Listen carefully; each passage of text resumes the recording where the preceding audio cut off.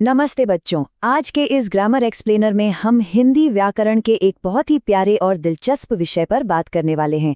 जब भी हम कोई अच्छी कविता पढ़ते हैं तो उसकी सुंदरता हमें एकदम बांध लेती है ना? लेकिन क्या कभी सोचा है कि ये सुंदरता आखिर आती कहाँ से है? बस आज हम इसी रहस्य को सुलझाने वाले हैं। तो चलिए आज के अपने इस मजेदार विषय की ओर बढ़ते हैं। कक्षा 9 के हमारे पाठ्यक्रम का एक बहुत ही महत्वपूर्ण हिस्सा है अर्थालंकार। ये हिंदी व्याकरण का वो जादू है जो साधारण से शब्दों के अर्थ में एक नई जान डाल देता है। आज के इस सफर में हम सबसे पहले जानेंगे कि अलंकार क्या होता है, उसके बाद उपमा और रूपक के बीच का अंतर समझेंगे, फिर उत्प्रेक्षा और अतिशयोक्ति की दुनिया की सैर करेंगे और आखिर में कुछ मजेदार अभ्यास प्रश्नों के जरिए अपनी समझ को पक्का करेंगे। चलिए आगे बढ़ते हैं। भाग 1, अलंकार का परिचय। किसी भी चीज को गहराई से समझने के लिए उसकी नींव मजबूत होनी चाहिए। अलंकार, इसका सीधा सा मतलब होता है आभूषण या गहना। अब सोचिए, जिस तरह कोई इंसान सजने संवरने के लिए गहने पहनता है, बिल्कुल उसी तरह हमारे कवि अपनी कविताओं को सजाने के लिए जिन खास तत्वों का इस्तेमाल करते हैं उन्हें हम अलंकार कहते हैं। यही वो गहने हैं जो एक आम सी कविता को बेहद खास बना देते हैं। अब अलंकार के भी कई प्रकार होते हैं, लेकिन आज हमारा पूरा फोकस अर्थालंकार पर रहेगा।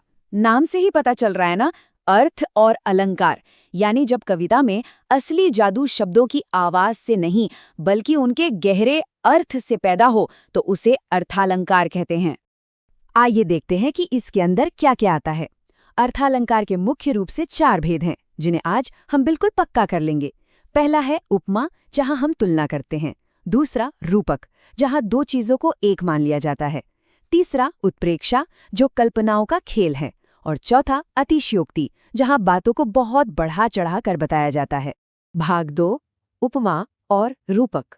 चलिए तुलना करने की इस बेहतरीन कला को समझते हैं। सबसे पहले बात करते हैं उपमा अलंकार की।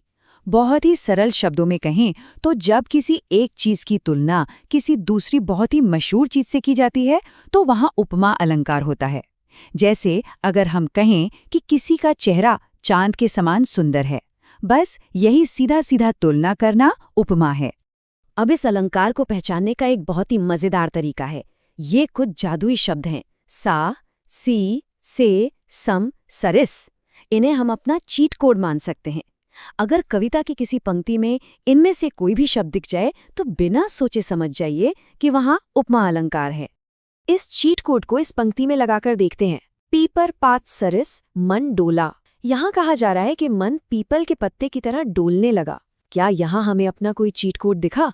बिल्कुल, सरिस शब्द यहाँ साफ साफ मौजूद है और यही सरिस हमें चीख चीख कर बता रहा है कि ये उपमा अलंकार है। अब उपमा और रूपक के बीच का अंतर समझना बहुत जरूरी है। उपमा में हम कहते हैं कि कोई चीज किसी दूसरी चीज जैसी है, लेकिन रूपक में कहानी थोड़ी बदल जाती है। रूपक में हम ये नहीं कहते कि यह उसके जैसा है, बल्कि हम कहते हैं कि यह वही है। दोनों में कोई भेद या अंतर नहीं रह जाता। तो रूपक अलंकार वो है जहां उपमेय और उपमान के बीच का सारा अंतर खत्म हो जाए। दोनों को पूरी तरह से एक ही मान लिया जाता है। उनके बीच की लकीर एकदम मिट जाती है। इसे इस बहुत ही प्यारी पंक्ति से समझते हैं। मैया मैं तो चंद्र खिलौना ले हूं। यहाँ बाल कृष्ण अपनी माता यशोदा से जिद कर रहे हैं, लेकिन ध्यान दीजिए, उन्होंने ये नहीं कहा कि मुझे चांद जैसा खिलौना चाहिए। उन्होंने कहा मुझे चंद्र खिलौना ही चाहिए। चांद और खिलौना यहाँ एक ही हो गए हैं, कोई सा या सी नहीं है। यही रूपक अलंकार की असली पहचान है। भाग 3, उत्प्रेक्षा और अतिशयोक्ति। ये दोनों अलंकार पूरी तरह से कवि की उड़ान और कल्पना पर टिके हैं।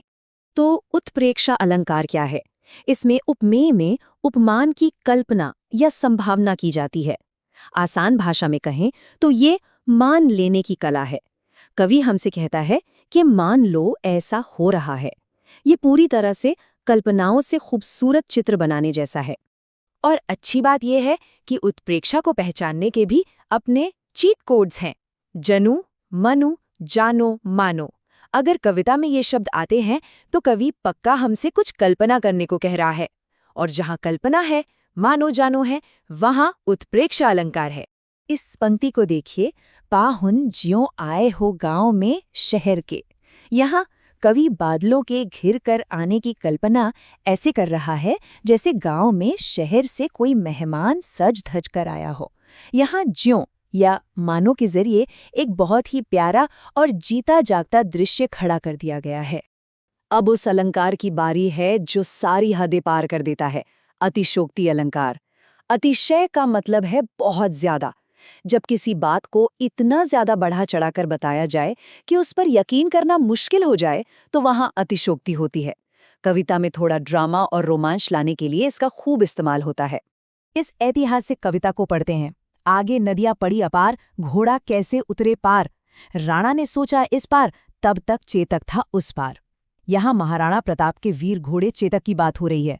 सोचिए, राणा प्रताप अभी विचार ही कर रहे हैं कि इतनी बड़ी नदी कैसे पार होगी, और तब तक चेतक ने नदी पार भी कर ली, सोचने की गति से भी तेज।